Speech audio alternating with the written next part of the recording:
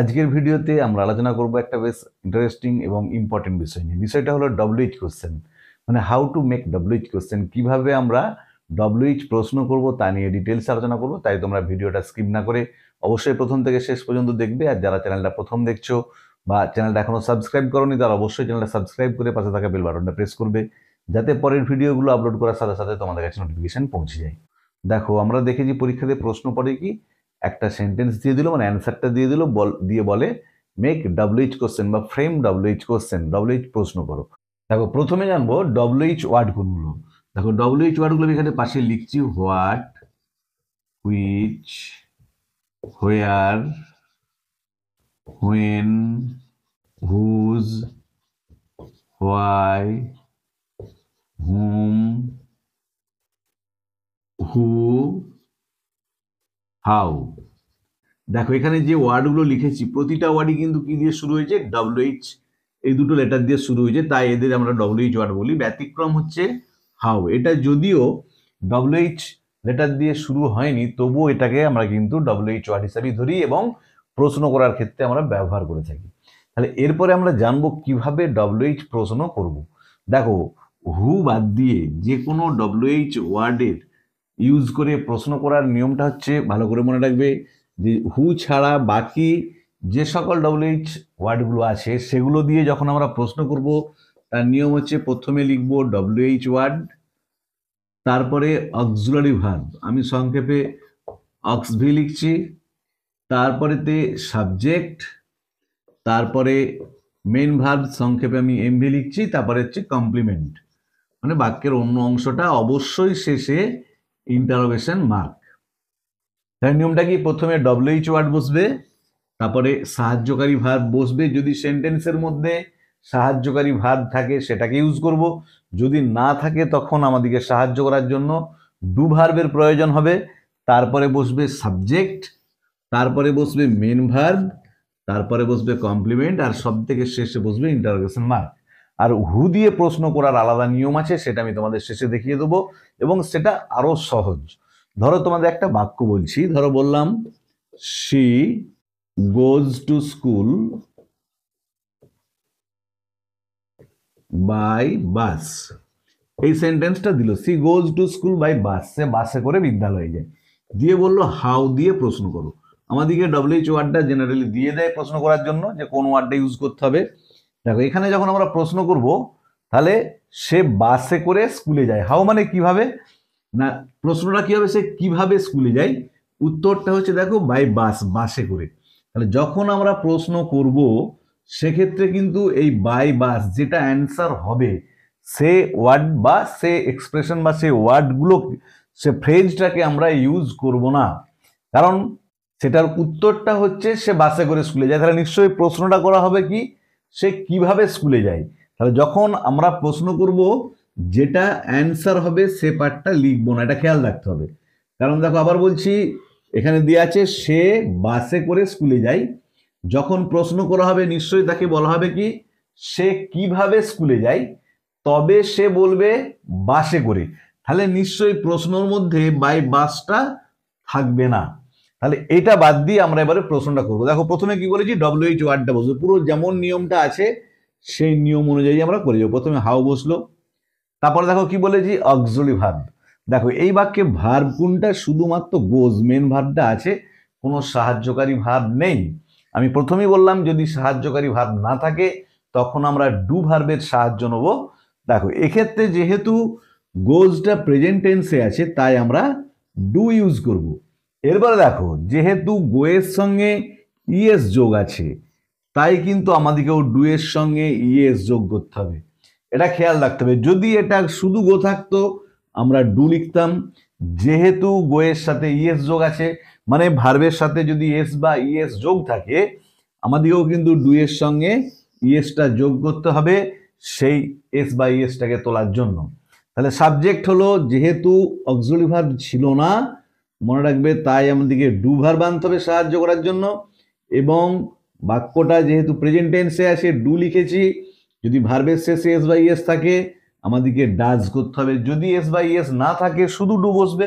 আর যদি পাস্ট টেন্সে থাকে, আমি পরে উদাহরণ দিয়ে দেখাচ্ছি তখন কি করব, তাহলে হাউ হলো, ডাজ হলো, দেখো এবার কি সাবজেক্ট, সাবজেক্ট কি সি, হাউ ডাজ সি।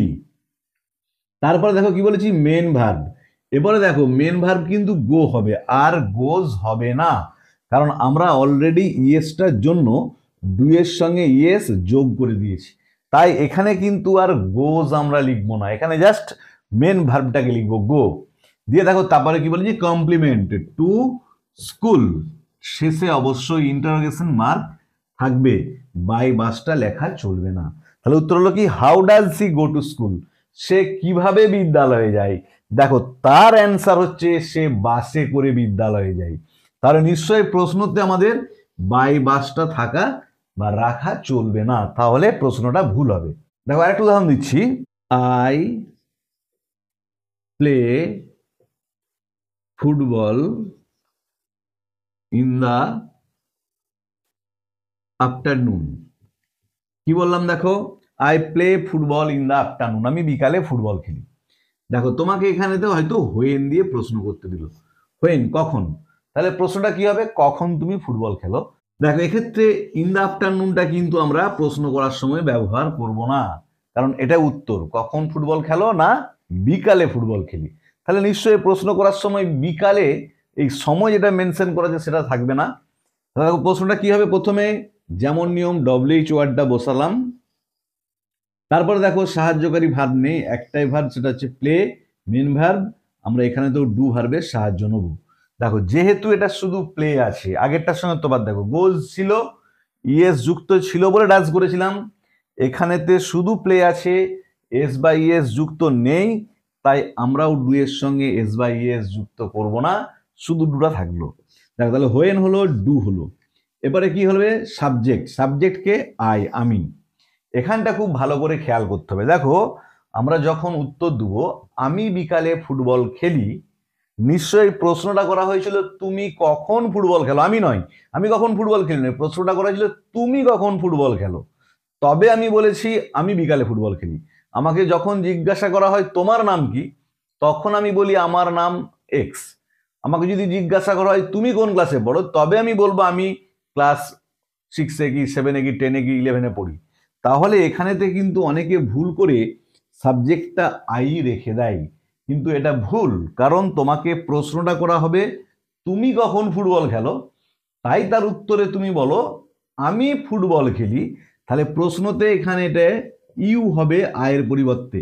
কেন হলো বুঝতে পারা গেল, কারণ হচ্ছে অ্যান্সারটা হচ্ছে আমি বিকালে ফুটবল খেলি, তাহলে প্রশ্নটা নিশ্চয়ই আমি কখন ফুটবল খেলি নয় তুমি কখন ফুটবল খেলো, তাহলে হোয়েন ডু ইউ, এবারে যেটা মেন ভার্ব প্লে, তারপরে হচ্ছে ফুটবল দিয়ে শেষে অবশ্যই ইন্টারোগেশন মার্ক, ইন দ্য আফটারনুনটা অ্যান্সার, তাই আমরা ইউজ করতে পারবো না, তার উত্তরটা হলো when do you play football.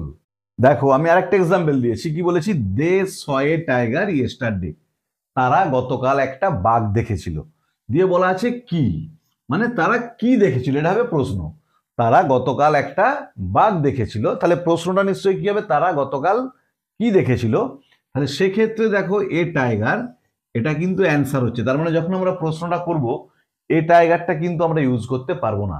তাহলে প্রথমে কি বসবে যেমন নিয়ম ডব্লিউএইচ ওয়ার্ডটা বস করাবো প্রথমে, হোয়াট। দেখো তারপরে দেখো কি হবে, সাহায্যকারী ভার্ব নেই, একটাই ভার্ব সেটা মেন ভার্ব স।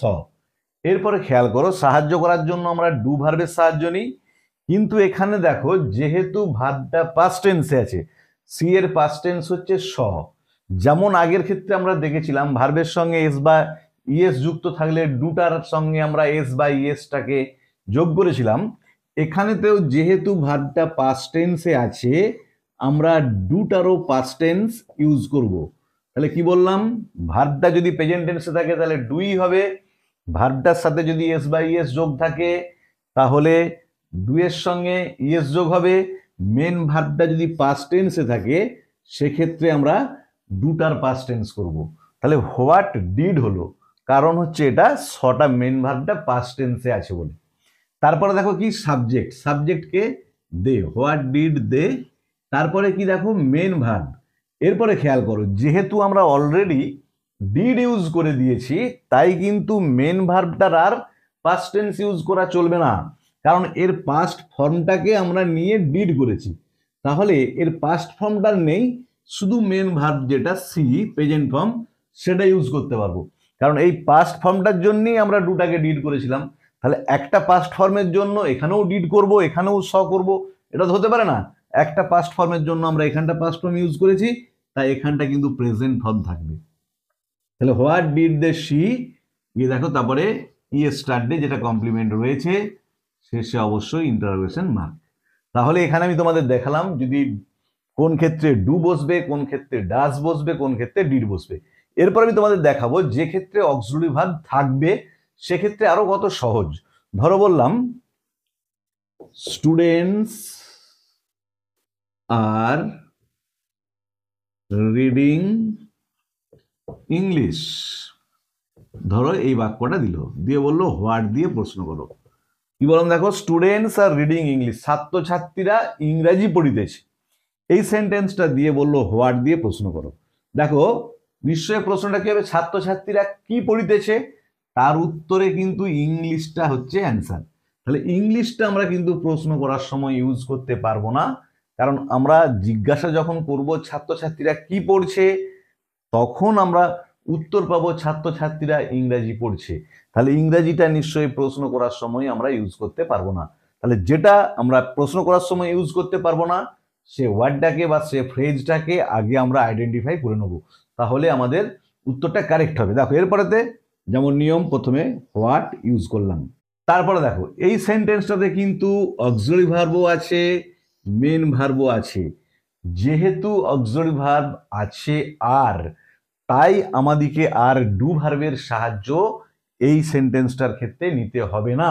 আমরা যে অক্সিলারি ভার্বটা থাকবে, মানে যদি অ্যাম ইজ থাকে, ওয়াজ ওয়ার থাকে, হ্যাজ হ্যাভ হ্যাড থাকে বা কোনো মডেল থাকে, সেই অক্সিলারি ভার্বটাকে ইউজ করো। আবার বলছি, যদি কোনো বি ভার্ব মানে am is are was were বা have verb has have had থাকে, বা যদি মডেলস গুলো থাকে shall should will would can could may might must, তাহলে আমাদেরকে আর ডু ভার্বের সাহায্য নিতে হবে না।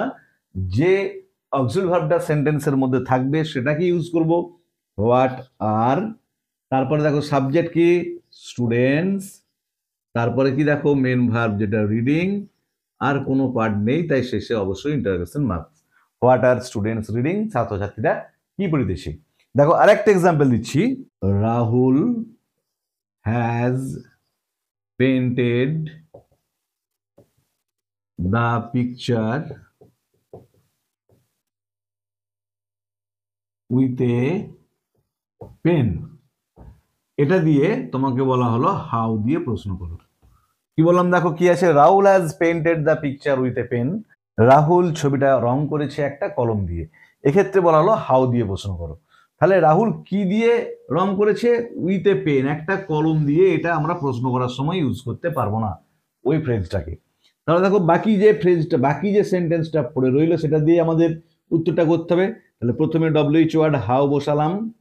দেখো এক্ষেত্রেও সাহায্যকারী ভার্ব আছে হ্যাজ, আবার মেন ভার্বও আছে পেইন্টেড, তাই আমাদেরকে কিন্তু আর ডু ভার্বের সাহায্য নিতে হলো না, হাউ হ্যাজ, তারপরে দেখো সাবজেক্টকে রাহুল, তারপরে মেন ভার্ব কোনটা পেইন্টেড, তারপরে ধরো দা পিকচার কমপ্লিমেন্ট যেমন আছে বসালাম, শেষে অবশ্যই interrogation mark.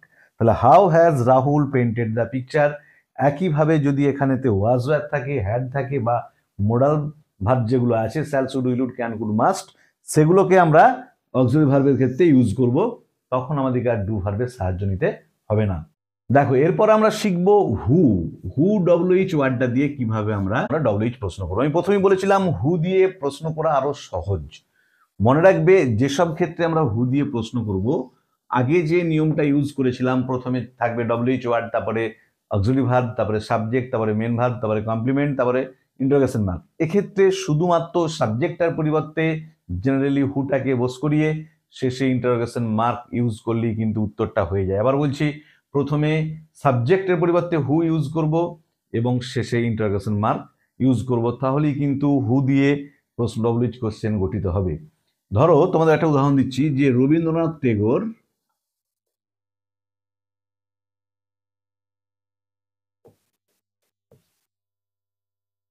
wrote the Gitanjali. শেষে বলা হলো হু দিয়ে প্রশ্ন করো। আমি কি বললাম, হু দিয়ে প্রশ্ন করলে সাবজেক্টের পরিবর্তে আমরা হু ডব্লিউএইচ ওয়ার্ডটাকে ইউজ করবো। তাহলে উত্তর হবে কি দেখো, হু রোট দা গীতাঞ্জলি, শেষে ইন্টারোগেশন মার্ক। কে গীতাঞ্জলি লিখেছিল? উত্তর হচ্ছে রবীন্দ্রনাথ টেগোর রোট দা গীতাঞ্জলি। তাহলে যখন হু দিয়ে প্রশ্ন করব সাবজেক্টের পরিবর্তে হু ইউজ করে বাকি সেন্টেন্সটা লিখে দিয়ে শেষে ইন্টারোগেশন মার্ক ইউজ করব। আর একটা এক্সাম্পল দিচ্ছি, ধরো Rohit is the captain of Indian cricket team.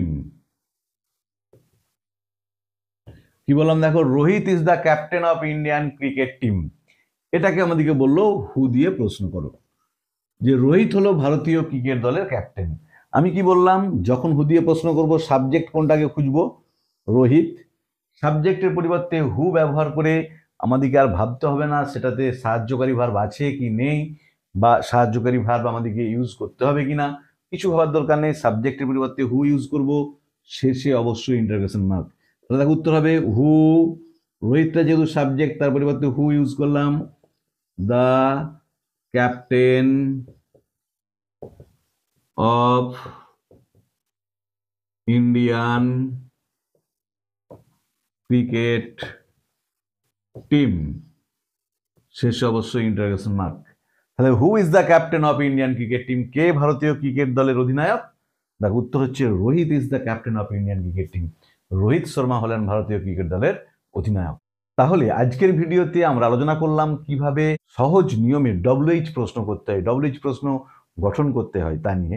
ভিডিওটা ভালো লাগলে তোমরা অবশ্যই লাইক, শেয়ার ও কমেন্ট করে জানাবে। আর যারা চ্যানেলটা প্রথম দেখছো বা চ্যানেল এখনো সাবস্ক্রাইব করোনি, তারা অবশ্যই চ্যানেলটা সাবস্ক্রাইব করে পাশে থাকা বেল বাটনটা প্রেস করবে, যাতে পরের ভিডিওগুলো আপলোড করার সাথে সাথে তোমাদের কাছে নোটিফিকেশন পৌঁছে যায়। ভালো থেকো সকালে, ধন্যবাদ, দেখা হবে পরের ভিডিওতে।